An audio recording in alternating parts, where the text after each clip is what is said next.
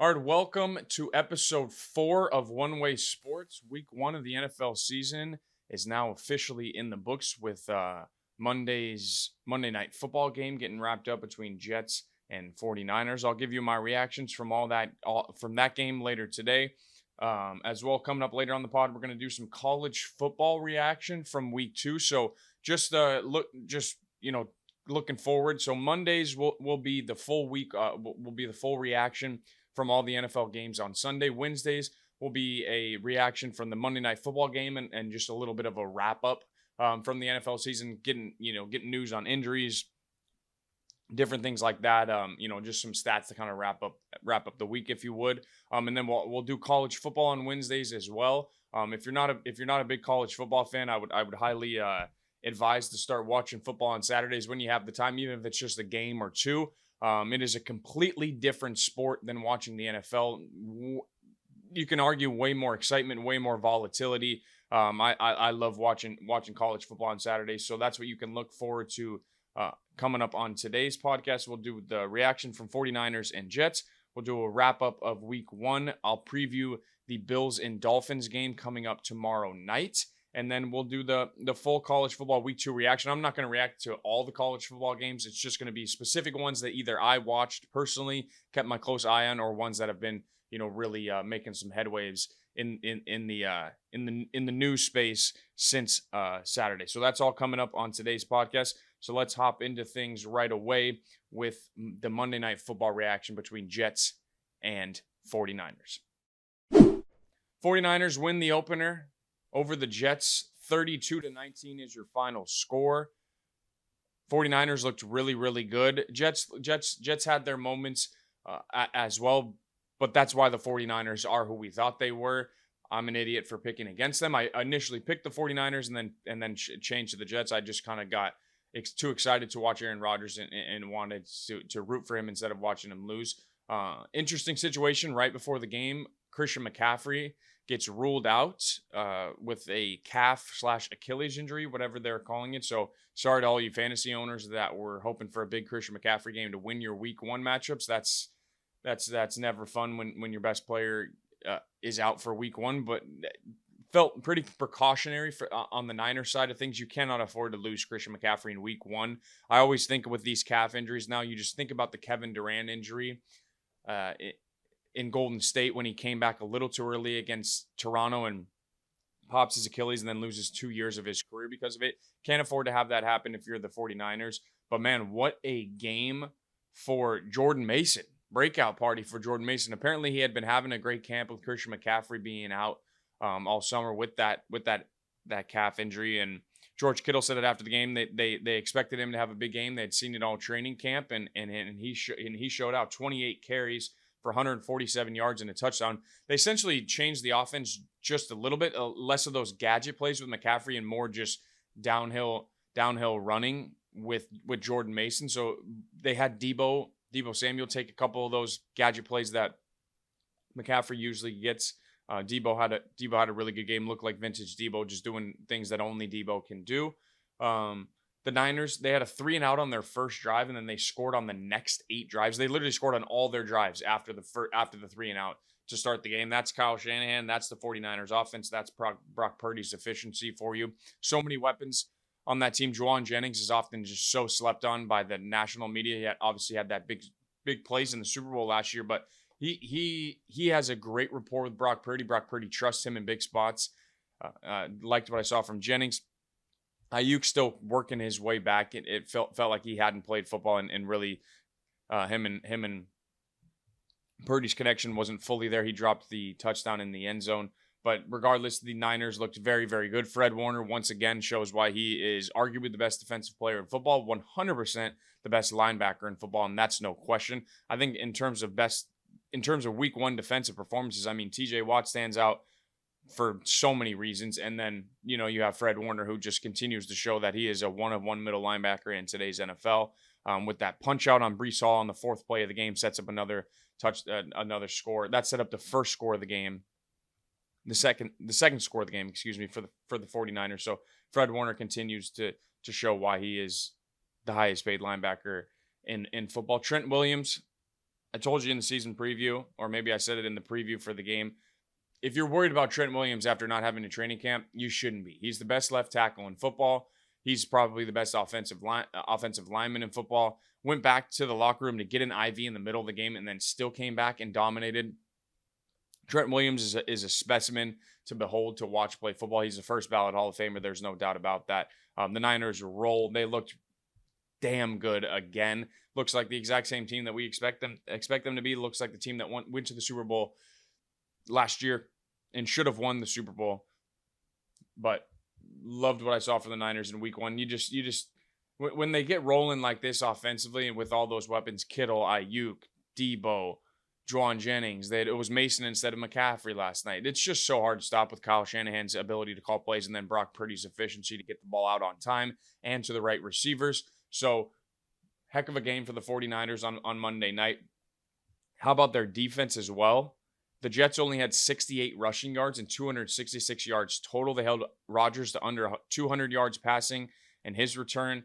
The Niners defense looks legit once again. Diamador Lenore has that pass breakup, leads to an interception. So lots of 3-and-outs for the Jets as well. The Niners really only gave up that one long drive that ended with the Breece Hall touchdown. And I think Garrett Wilson had 3 third-down conversions on that play. You can tell that Rodgers to Garrett Wilson is going to be something to behold this season. Felt like a lot like you were watching Devontae again in Aaron Rodgers' connection with the back shoulder fades and just making checks at the line that is specifically to get Garrett Wilson the ball. So Breece Hall had a decent game that didn't tote the rock as well as I would have liked, but you can see the breakaway ability there and the big play ability from the Jets. It looked like Rodgers hadn't played in 2 years. I didn't think he was rusty. It just looked like timing, little things were off.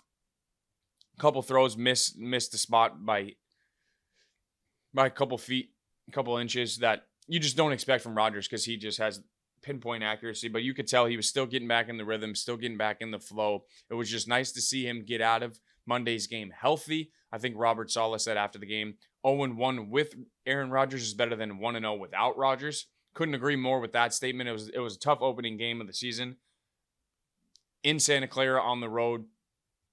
Rodgers hadn't played football since Rodgers really hadn't played football since the end of since his last game in Green Bay against Detroit, I believe that was when Detroit kept them out of the playoffs. So Rodgers will work himself back. I have no worries about the Jets moving forward. I have no worries about Aaron Rodgers moving forward. I think their offense will get it going. They just played a better team. The Niners are a better team, especially coming off of last year and heading into week one of this season. So both teams, I liked what I saw, especially the Niners. They still look like the best team in the NFC.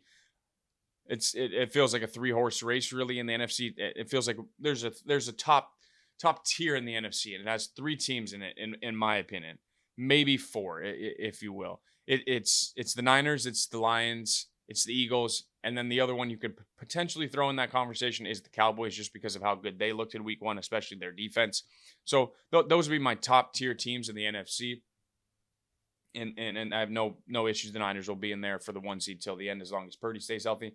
And then as for the Jets,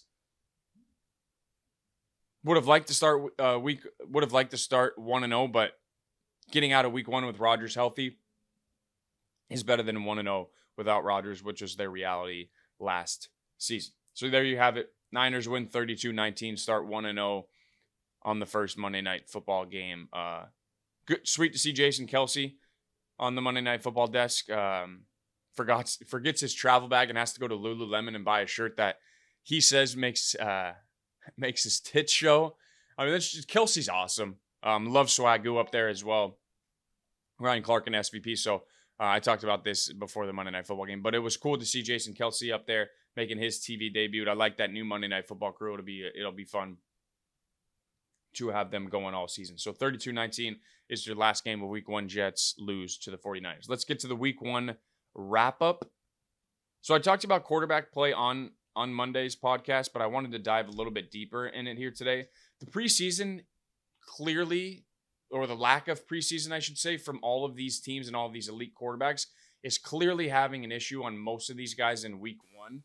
You just don't see these guys play snaps anymore. I remember when when I was growing up, first watching football, you would get excited for preseason games to come on because week one, the offense and the starters would play a couple snaps. Week two, they might play a quarter. And then week three, they would play like a whole half. And you're like, okay, this is what our team's going to look like. This is who we're going to be. And then they'd get into week one and most teams would be rolling. So quarterbacks on Sunday specifically averaged 191 yards. That feels absurdly low, even for a week one. 191 yards average from 26 quarterbacks. That's jarring. It was 202 yards total in week one. So even when you throw in the other three games, the three primetime games, it still wasn't a big number at all. And we started off really hot because the first four quarterbacks in the first two games all threw for over 200, and it might have all been over 250. And Lamar Jackson, Patrick Mahomes, Jalen Hurts, and Jordan Love. And I get those are four of the 8-10 best quarterbacks in the NFL. But the Eagles and Packers game they played on a shit field, and they still were putting up offense. So I just thought that was something that I should bring to your guys' attention. 27 passing touchdowns on Sunday. 27 passing touchdowns. There were 26 quarterbacks that started on Sunday. 27 passing touchdowns. So essentially, every quarterback had one passing touchdown, and not every quarterback threw one. 34 total in week one. 34 total touchdown passes from 32 quarterbacks in week one is. I'm just hoping. Let's get an offensive uptick here in week two. I think all of us would appreciate it for playing fantasy football, but in general, watching these games. I'm not saying week one was a bad slate of NFL games at all, but let's see some more offense here, fellas. You guys are the highest paid, position in football for a reason. But I think this all boils down to the lack of preseason for all of these guys. Nobody really plays in the preseason, and the teams that do, you saw Mahomes played a lot in the preseason. They come out rolling. Josh Allen played a little bit more in the preseason this year, so you got to play your guys in the preseason. I think that's becoming more and more evident as we watch these week one games. Let's talk some injuries now. The worst part of the game. We'll start with Friday's injury from Jordan Love, Packers quarterback. MCL sprain, will not be put on IR, which is a good news if you're a Packers fan, because if he's put on IR, it's minimum 4 weeks. So he's not put on IR. He will miss this Sunday's game against the Colts, I believe they're playing. He will miss this Sunday's game. Not on IR. There's optimism from what I've read that he could be back next week. I think that's wishful thinking. If the Packers can get him back by week 4, and they can be 2-1 or at worst 1-2, they still have a shot to win that division and make the playoffs. Obviously, you hate when your quarterback's out, especially Jordan Love at the end of the game. Last couple plays of the game, it's unfortunate. Whoever's calling that a dirty play, you're an idiot. It's football. That guy has no idea if Jordan Love's throwing the ball or if he's. I think that was Jalen Carter or Jordan Davis, one of the two, one of the Georgia guys. But that was not a dirty play. It's just football. It's unfortunate. Glad Jordan Love's not going to be out for the season. That would have sucked because the Packers season is just if Jordan Love's out. They will start Malik Willis from what I've heard. I'm recording this on Tuesday, so if things change by tomorrow, then you guys got the info before me. But they will start Malik Willis. There's been rumors about possible Ryan Tannehill signing.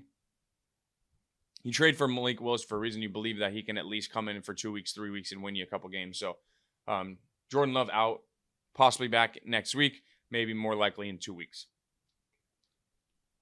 Let's talk Puka Nacua now. He got hurt on Sunday Night Football, MCL sprain. He was put on injured reserve, so he's out a minimum 4 weeks. This feels exactly like the Rams season from last year. Cooper Kupp gets hurt early on in the season. Puka Nacua goes crazy. I think Cooper Kupp actually got hurt in training camp last year, and Puka went, set all those rookie records, and now it's the roles are reversed. Puka's hurt, and Cooper Kupp is back to being the number one guy. He obviously went crazy on Sunday Night Football, tied a career high in catches.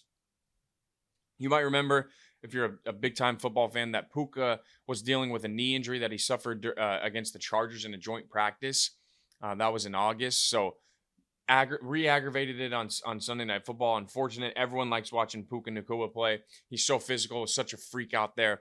Can really make a lot of plays with Stafford, and it's fun to watch their offense when Kupp and Nacua are both out there. So something to keep an eye on for the Rams offense. They'll be without Puka Nacua for 4 weeks. Can they stay afloat? Stafford looked incredible on Sunday. So, and McVay's obviously one of the best play callers in football. So I don't know if I have any major pressing concerns at the moment with this Rams team, but Puka's out until at least week 6. Let's talk division. So AFC North and AFC South, 1 and 3. Those divisions combined 2 for 6 in week 1. Steelers and Texans are your only 2 teams that get a win there. Texans, not surprising, they beat the Colts. Steelers, not surprising that they won, then they beat Atlanta, but the rest of the division losing. Ravens obviously lose to the Chiefs. Bengals, horrible loss to the Patriots, and then the Browns get beat up by the Cowboys. So that division is now firmly in the Steelers' grasp. But I know it's only week 1, but to get a full-blown head start there and start 1-0 while the rest of the teams are all 0-1 has to feel pretty good. AFC South, Texans obviously beat the Colts, so there's one of your losses for the AFC South. Jacksonville loses to Miami in a game that they had really no business losing whatsoever. And then the Titans as well. Will Levis throws that disgusting, just appalling interception to the Bears to lose the game there. So shout out to the Steelers and Texans, both top of the division, as the rest of the teams are still looking for a win there. Now on the positive side of things, AFC East and NFC North, those divisions are both 3-1. Packers and Jets are your only ones with the loss. Really liked what I saw from the AFC East. Obviously, the Bills looked incredible. Their offense looked great. Patriots shut everybody up, including myself, and get a big time win there. Dolphins comeback win after the Tyreek Hill incident, and they beat the Jaguars 20-17. AFC East, we predicted to be a good division again with 3 of 4 teams we felt really good about. It's interesting to see that the Patriots are the third team with the win there and not the Jets. NFC North,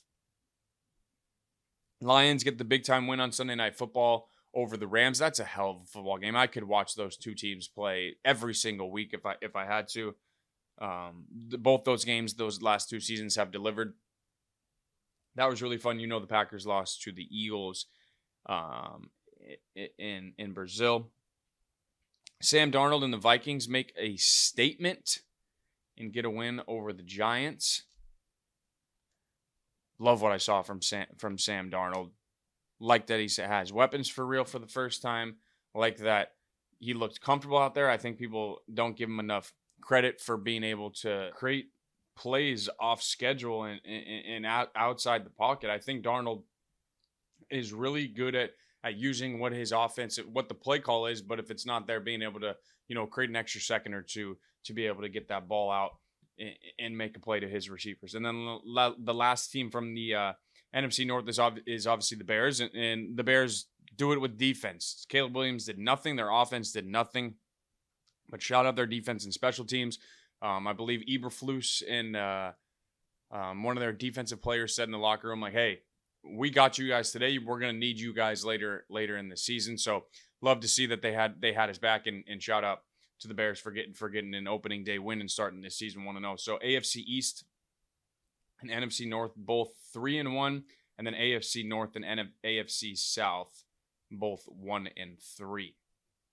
All right, let's get to the Bills and Dolphins preview. Tomorrow night's Thursday night football game. I think that's the first Thursday night football game on Prime of the season. So Kirk Herbstreit and Al Michaels on the call for that one. Bills were 2-0 against the Dolphins last season.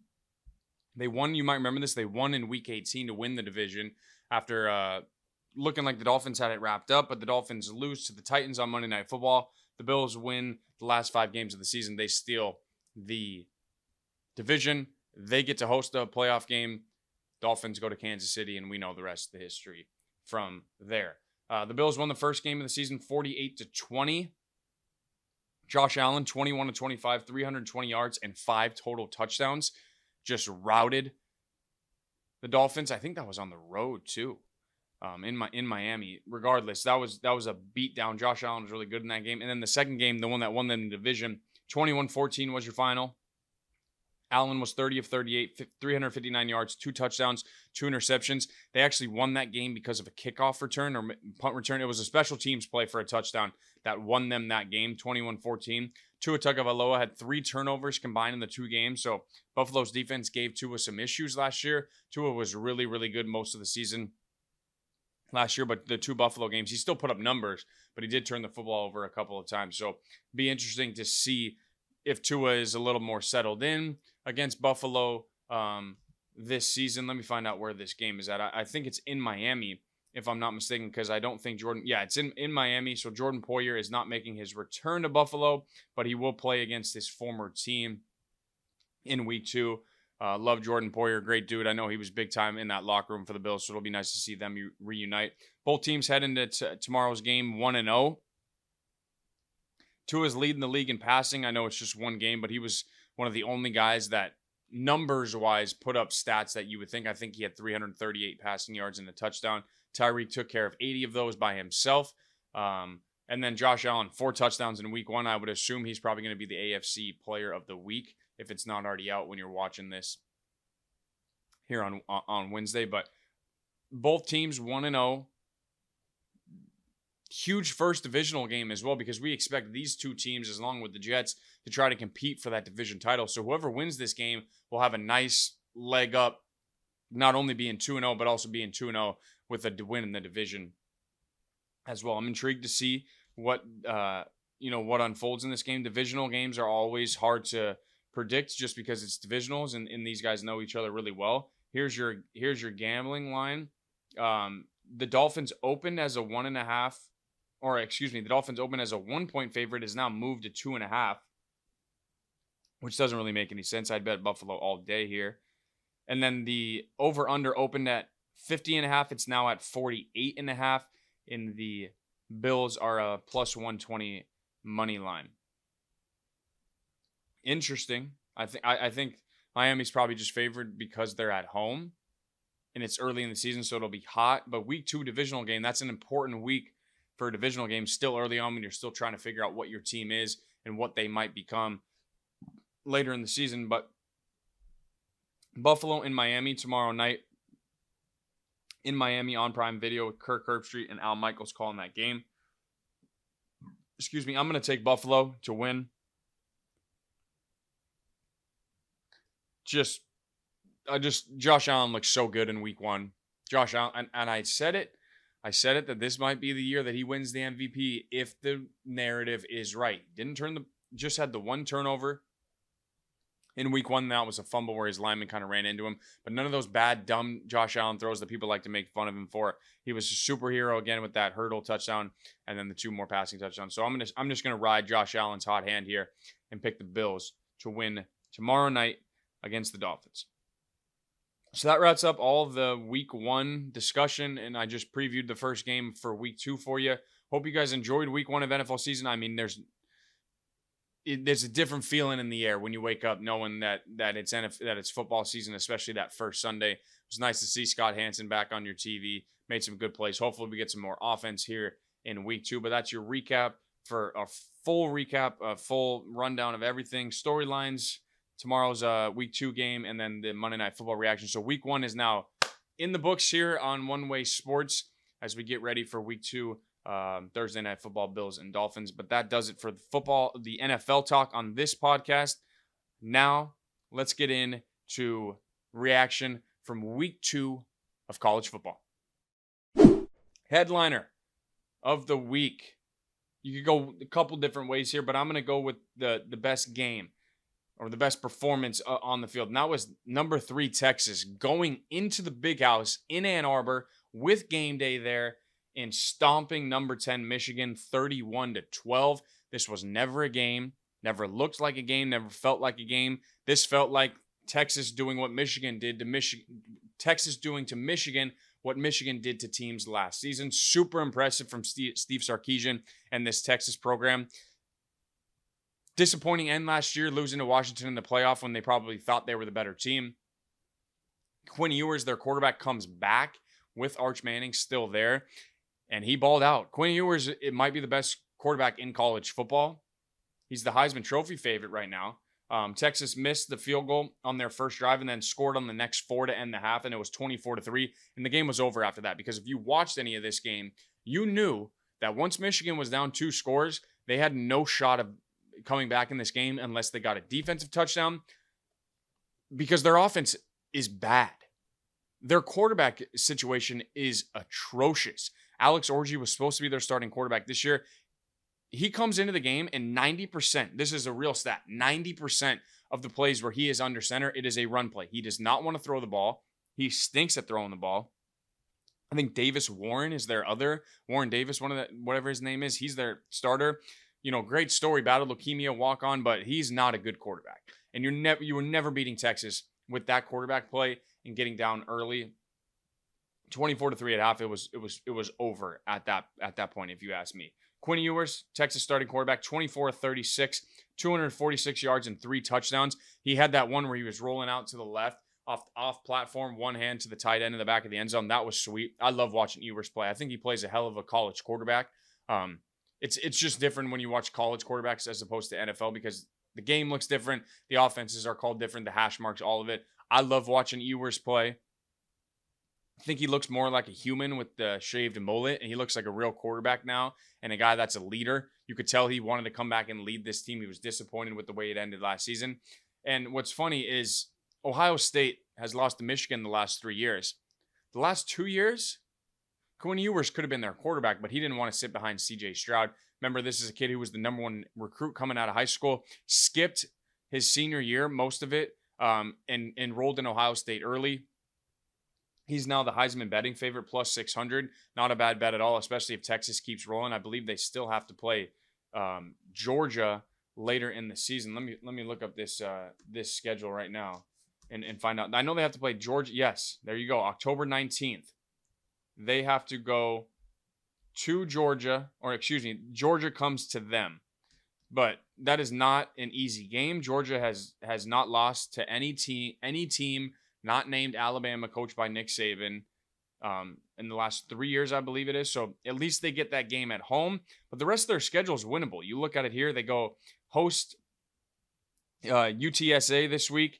Then they host ULM the week after that. And then they host Mississippi State. So those should all be blowout wins. Those should all be blowout wins, in my opinion. None of those teams are even close to their level.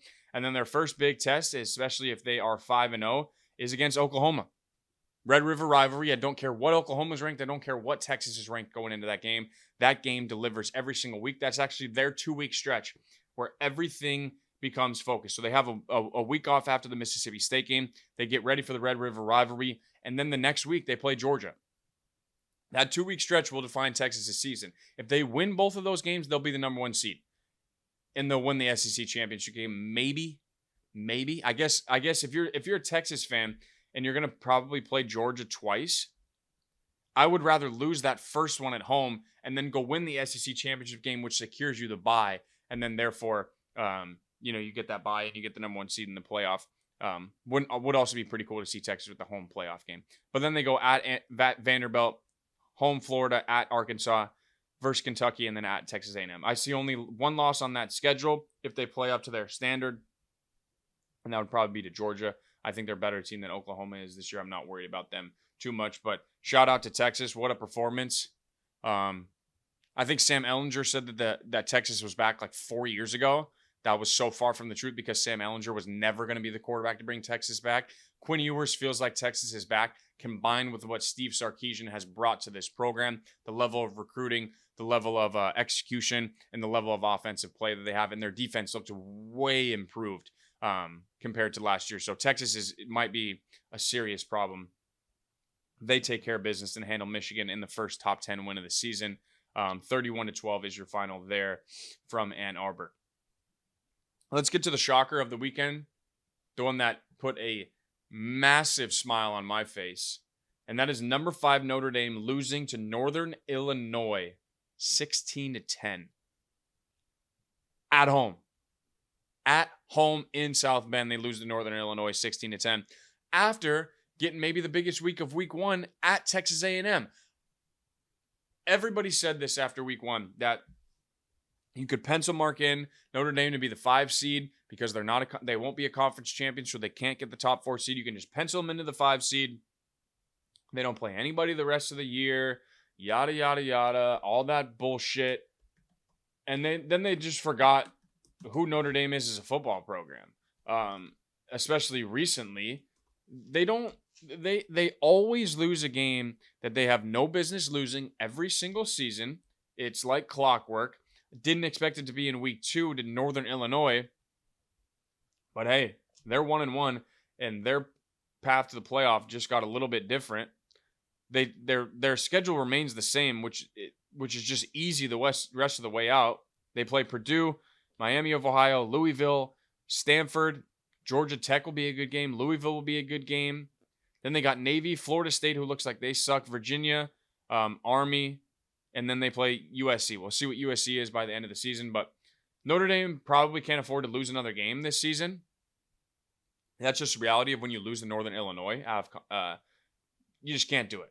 They have 0 passing touchdowns. 0. Me and you at home, sitting there. Same amount of passing touchdowns as Notre Dame this year.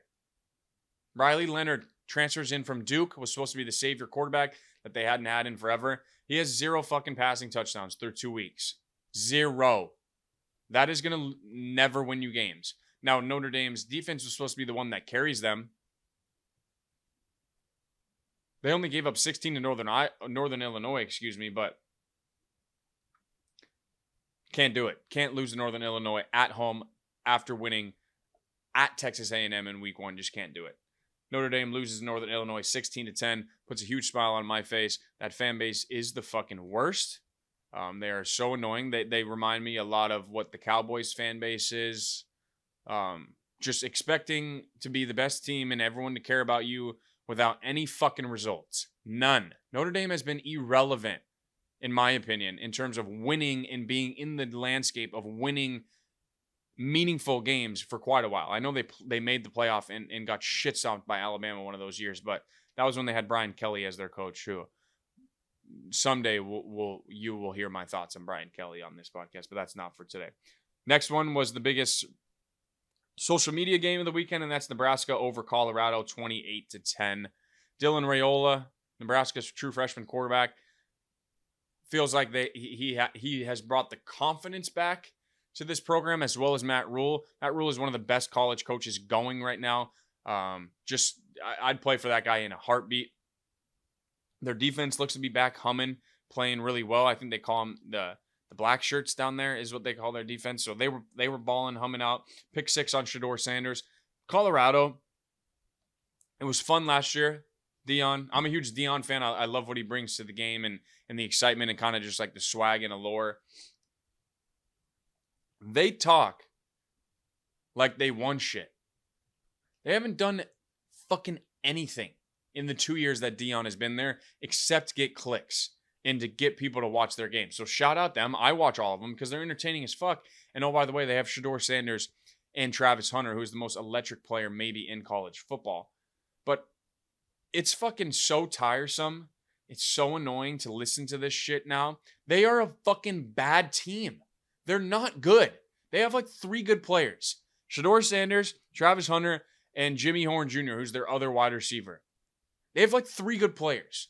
They're not a good football team at all. Nebraska played really well and deserved to win. And I'm happy that Nebraska won because I didn't want to listen to another fucking week of Colorado running their mouths about beating a team that they should have beat. Nebraska was the better team. Nebraska deserved to win that football game, and I'm kind of glad they did.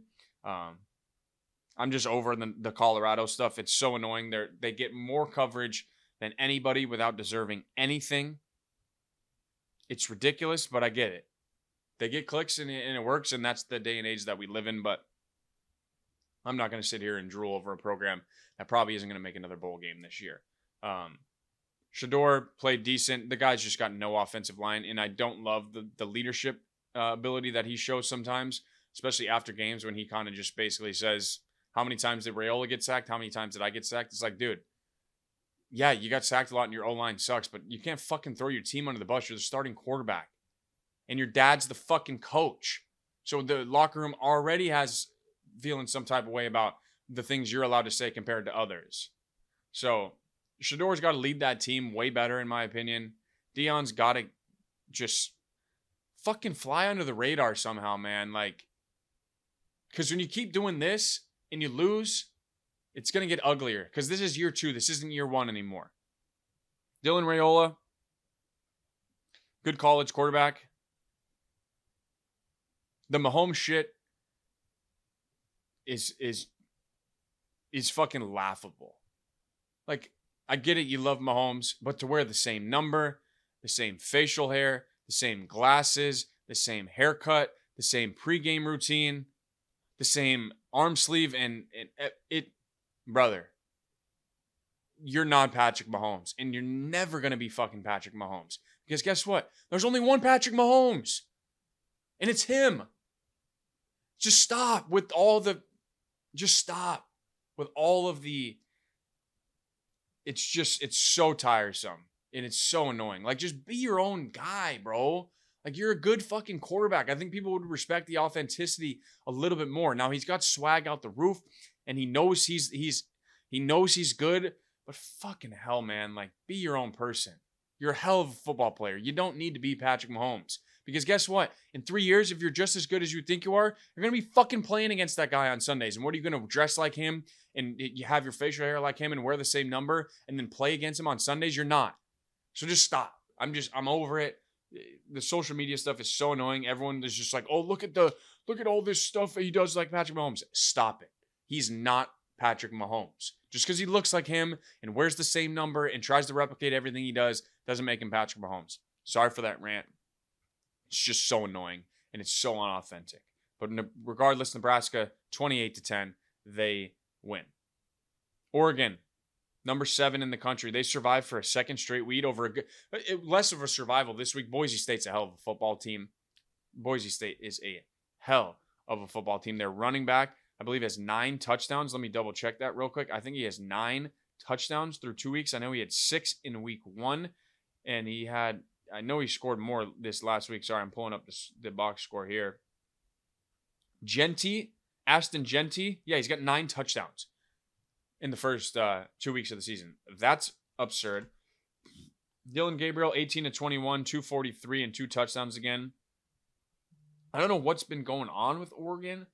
I didn't watch this game as intently as some others earlier in the day. I just, every time I would leave the room and come back, it felt like the score got changed by 7. It was back and forth all night. Let's see here. Yeah. I mean, Oregon was down 20-14 at the half. They have a big third quarter and score 2 touchdowns to retake the lead. And then Jeanty comes back and scores 2 more in the fourth quarter. They take a 34-27 lead.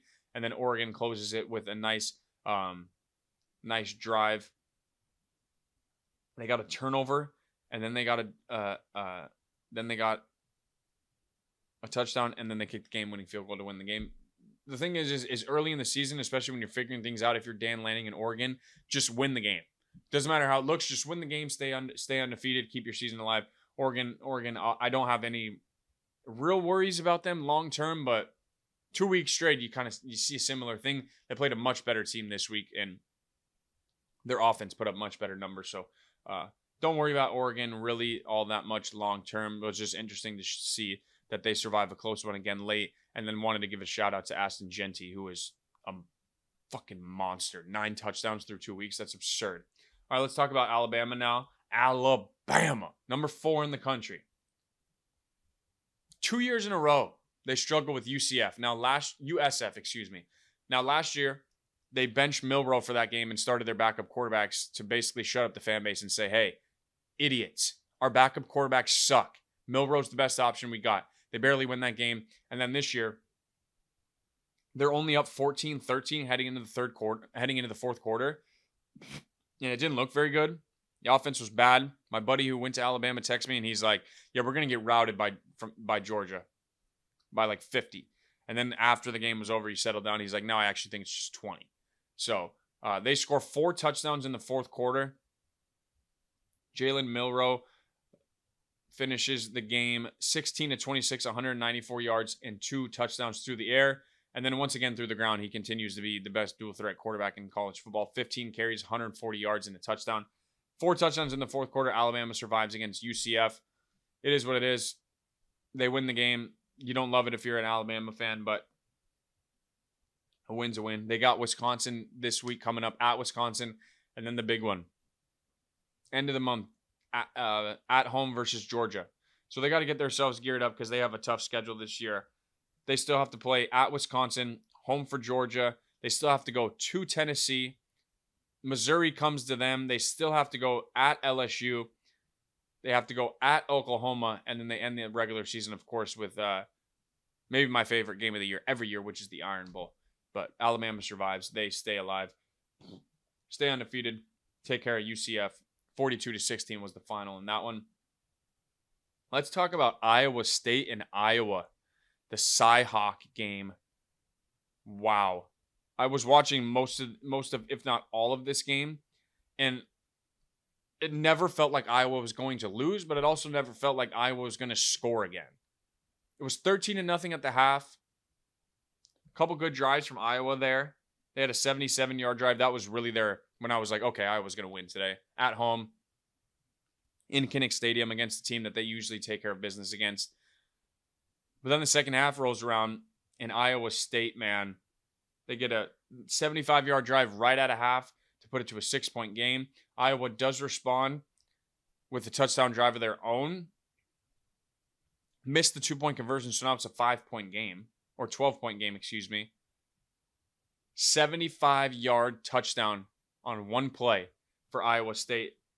The next drive. And just like that, it's 19-14 headed into the fourth. 2 field goals in the fourth for Iowa State. The last one as time expires. Or not time expires, but you get it. 5 seconds left in the game. And they upset Iowa 20-19 on the road. And Iowa State starts 2-0. It was fun to watch. Iowa's offense is a freaking nightmare minus their running back. Their running back was fun to watch. I don't know how he got to Iowa. Caleb Johnson is his name. He finished the game. Let me get it right here.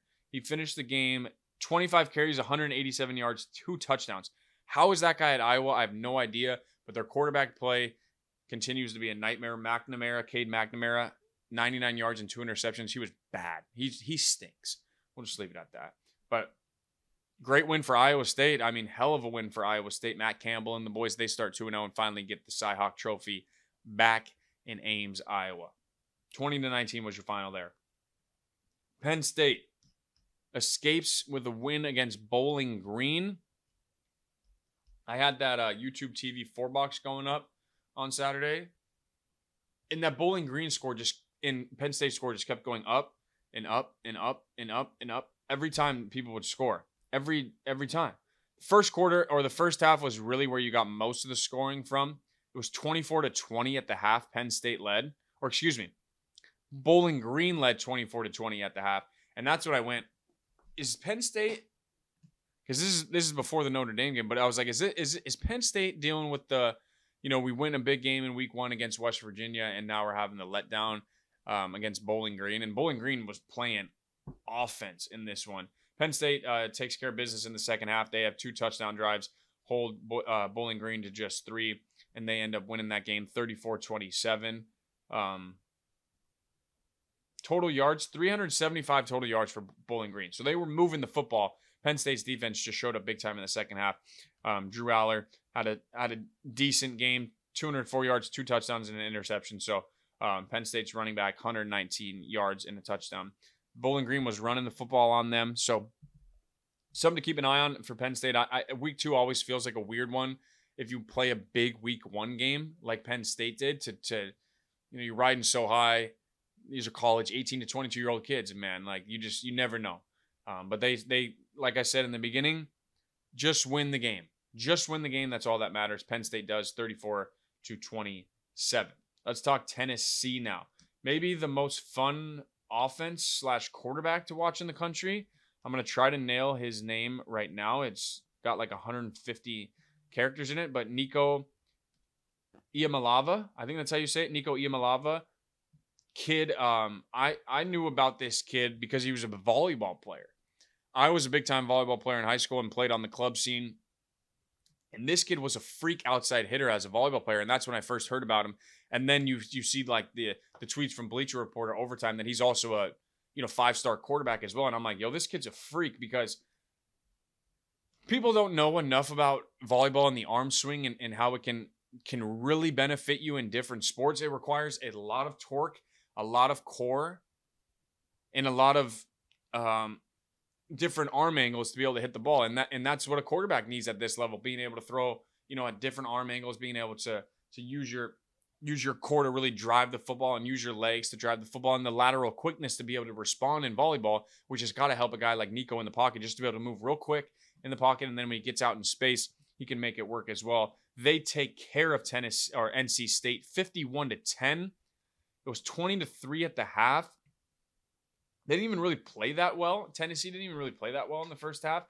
They had a 9-yard scamper to get the game 7-0. They trade field goals, and then they have an 85-yard pick six. That really flipped the game on its head. NC State was driving, looking to tie the game up. They throw an 85-yard pick six, and then that was tough to come back from, because the second half starts, and Tennessee scores the first 17 points of the second half.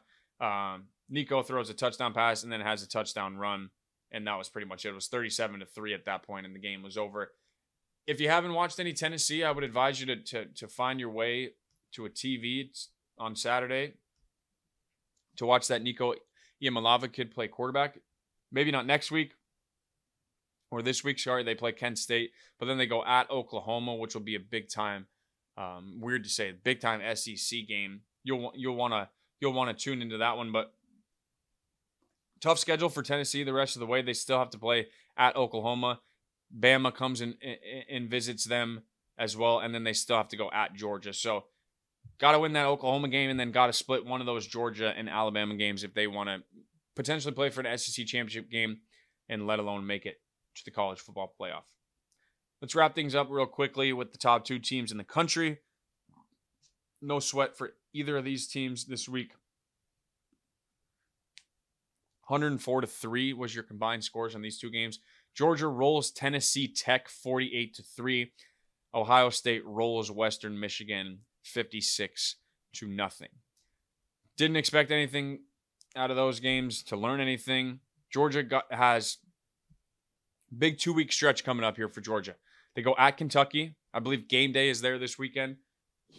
Anytime you get the number 1 team in the country on the road, watch the game. So that's a 1:30 kickoff or 4:30 kickoff ABC, and then they get a week off. Then they go at Alabama. So 2 huge road games coming up. Georgia's schedule this year is crazy.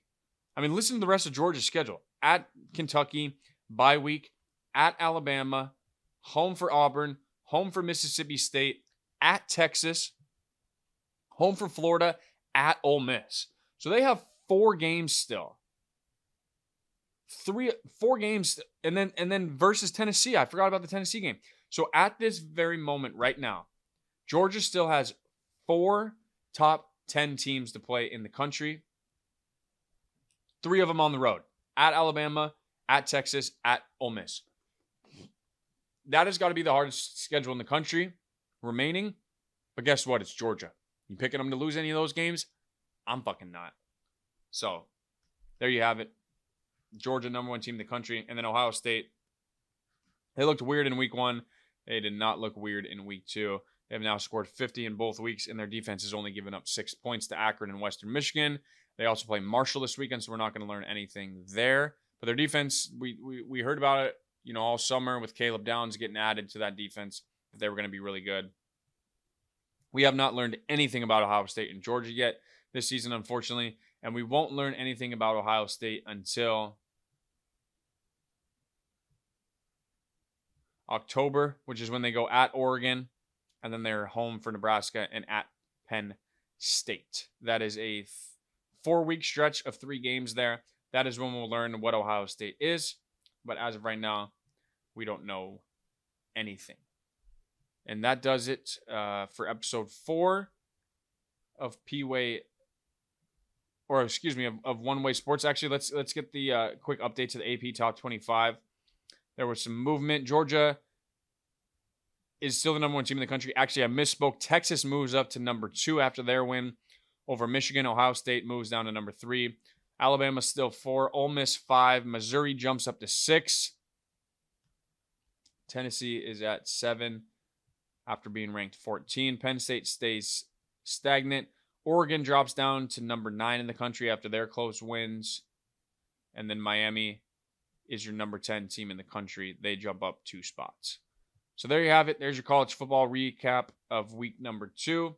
Looking forward to this weekend slate of games as well. Let's look at what the best games of the weekend are. I already told you that game day is at Kentucky for Georgia, Kentucky. Alabama, Wisconsin should be a good game if Wisconsin shows up. Boston College, Missouri. Sign me up for that. That'll be a contrasting styles of football games. Oregon, Oregon State. Always a good game there. And that is about it in terms of great ranked games coming up for week 3. But hope you guys enjoyed today's podcast. Thank you for sticking around till the very end. I know it's if you aren't a college football fan, hope you become a college football fan so you can enjoy these reaction podcasts. And thank you guys once again for tuning in, listening, liking, commenting, subscribing, whatever the case may be. All the support that I can get is I'm very thankful for and very appreciative of. I'm looking forward to seeing you guys on Friday for what I'm most excited for the weekend, which is UFC 306. I will have a full UFC 306 preview.